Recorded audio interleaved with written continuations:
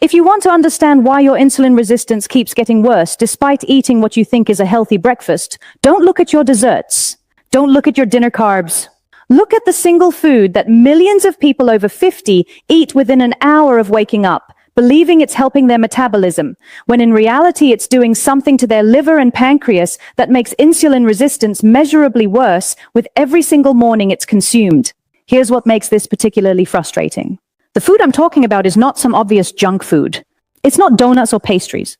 It's something that's been marketed for decades as a health food, something that appears on nearly every list of recommended breakfast options for people trying to manage their blood sugar, and something that when researchers actually measured its metabolic effects in adults over 50, they found it creates a specific type of liver stress that directly impairs your cell's ability to respond to insulin for the next 8 to 12 hours. Most people assume that if a food is natural, if it comes from fruit or whole grains, if it's low in fat and doesn't taste particularly sweet, then it must be fine for blood sugar control. That assumption makes sense on the surface, but here's what it misses. After age 50, your liver's ability to process certain types of sugar changes dramatically. The same food that a 30-year-old's liver can handle without issue becomes a metabolic problem when that same person reaches 55 or 60. Not because the food changed, but because the liver's enzyme systems and fat storage patterns have shifted in ways that most doctors never explain to their patients. When researchers at Tufts University studied the breakfast habits of over 2,000 adults with prediabetes or early type 2 diabetes, they found something that should have made headlines but didn't.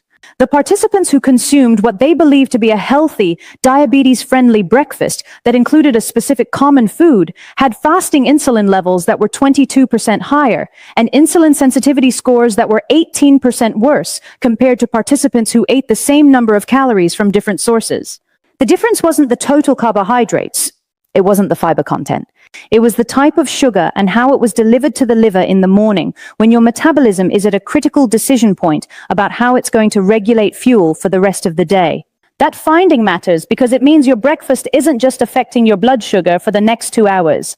It's programming your metabolic state for the entire day, and one specific food is programming it in exactly the wrong direction. Hi, I'm Dr. Liana.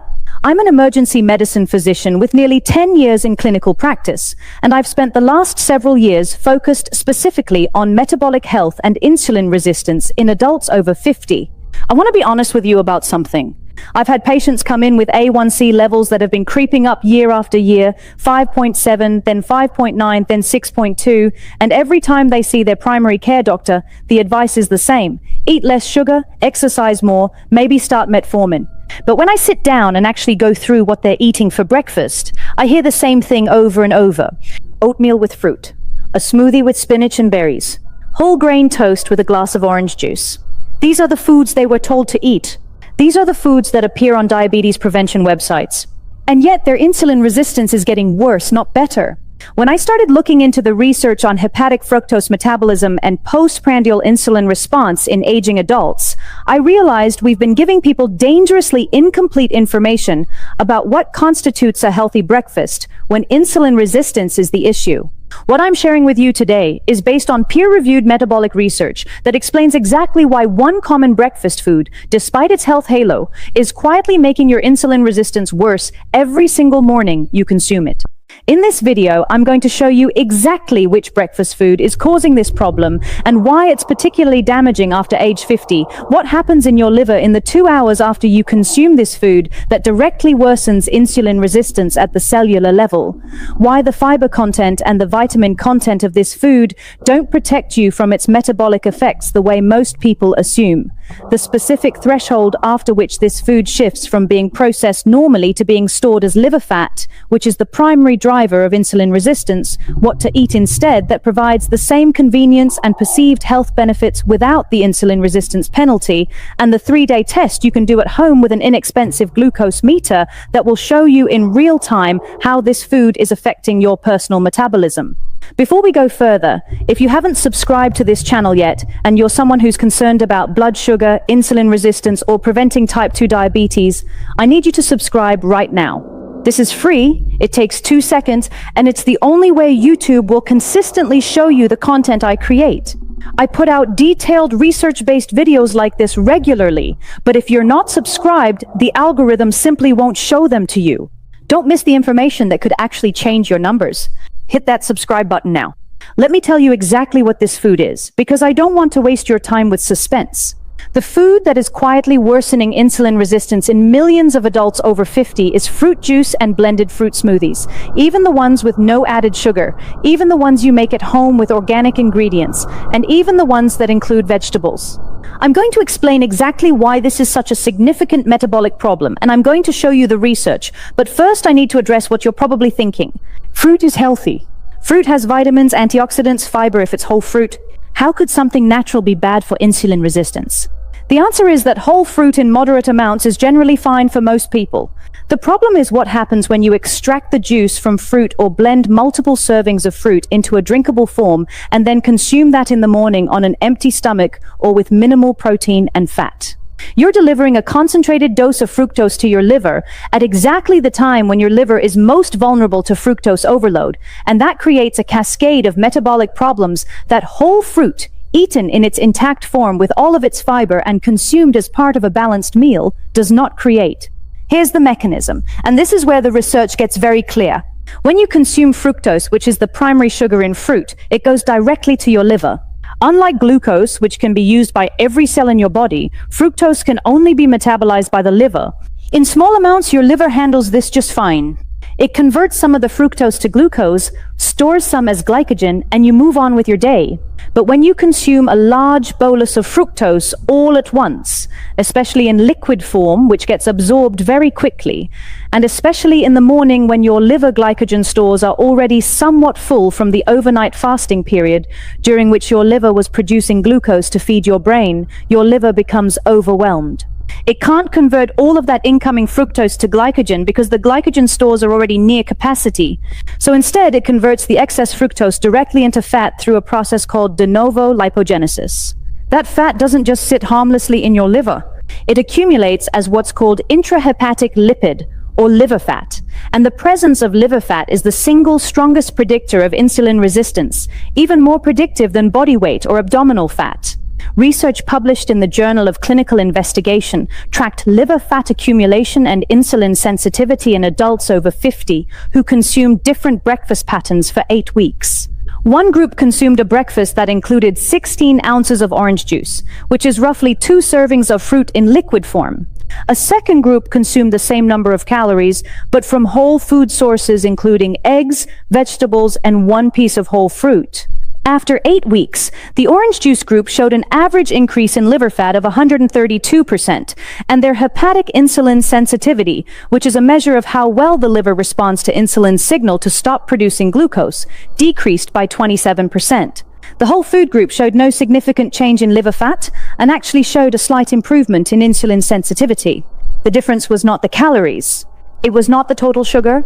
It was the fructose load delivered in liquid form, overwhelming the liver's capacity to process it safely. A separate study from the University of California, Davis examined what happens in the 2 hours immediately after consuming a fructose-sweetened beverage versus a glucose-sweetened beverage in people over 55 with prediabetes. They used advanced imaging to measure liver metabolism in real time. What they found was that the fructose beverage caused an immediate spike in de novo lipogenesis, meaning the liver started producing fat within 30 minutes of consumption, and this fat production continued for several hours. The glucose beverage did not cause the same effect. What this tells us is that it's not just about sugar in general. It's specifically about fructose, and it's specifically about the dose and the delivery method. When you drink a smoothie with 2 bananas, a cup of mango, some berries, and orange juice, even if you add spinach and protein powder, you're delivering somewhere between 40 and 60 grams of fructose directly to your liver in a matter of minutes.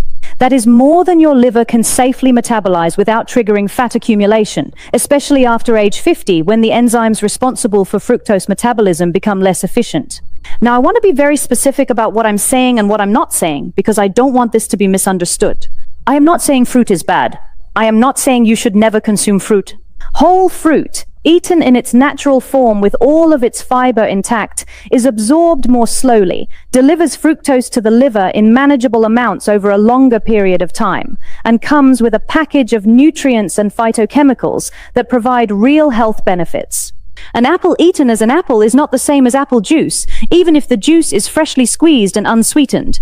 The fiber in the whole apple slows gastric emptying, moderates the rate of fructose absorption, and feeds beneficial gut bacteria. The juice delivers a concentrated fructose hit with none of those protective factors. What I am saying is that consuming fruit in juice or heavily blended smoothie form, especially at breakfast, especially in amounts greater than 1 or 2 servings, and especially when you're over 50 and already dealing with some degree of insulin resistance, is a specific behavior that the research clearly shows worsens insulin resistance through a liver fat accumulation pathway. And because this happens silently without symptoms, most people have no idea it's occurring until their A1C has climbed into the pre-diabetic or diabetic range. Here's what you should eat instead, and I'm going to give you specific options that are just as convenient and just as satisfying as a smoothie or a glass of juice. First, if you want fruit at breakfast, eat it whole and limit it to 1 serving, which is 1 medium piece of fruit or about 3/4 of a cup of berries. Pair it with a source of protein and fat. 2 eggs with half an avocado and a handful of blueberries on the side is a complete breakfast that will not cause the fructose overload problem. The protein and fat slow the absorption of the natural sugars in the berries, and 1 serving of fruit delivers a fructose load that your liver can handle comfortably. Second, if you love the convenience of a drinkable breakfast, make a protein-forward shake with minimal fruit. Use a high-quality protein powder, unsweetened almond milk or Greek yogurt as the base. Add half a cup of frozen berries for flavor. Include a tablespoon of chia seeds or ground flax for fiber and omega-3s, and add a handful of spinach if you want the micronutrients. This gives you a drinkable breakfast with less than 10 grams of fructose, plenty of protein to stabilize blood sugar, and fiber to support gut health. It's not a fruit smoothie. It's a protein shake with some fruit for flavor, and that distinction is metabolically significant. Third, if what you really want is something sweet and satisfying in the morning, a small bowl of full-fat Greek yogurt with a tablespoon of ground flax, a sprinkle of cinnamon, and a 1/4 cup of fresh berries gives you that experience without the insulin resistance penalty. The fat in the yogurt slows digestion, the protein stabilizes blood sugar, and the small amount of fruit provides sweetness without overwhelming your liver. Fourth, if you've been drinking orange juice because you think you need the vitamin C, you can get more bioavailable vitamin C from half a red bell pepper eaten raw or lightly cooked, and you can have it with your eggs without any fructose load at all. The idea that you need juice for nutrition is marketing, not science.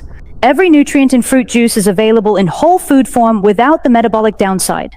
Let me walk you through the 3-day test I mentioned earlier, because I want you to be able to see this effect for yourself rather than just taking my word for it. You'll need an inexpensive home glucose meter, which you can get at any pharmacy for around $20 to $30. On day 1, eat your typical breakfast, whatever that currently is.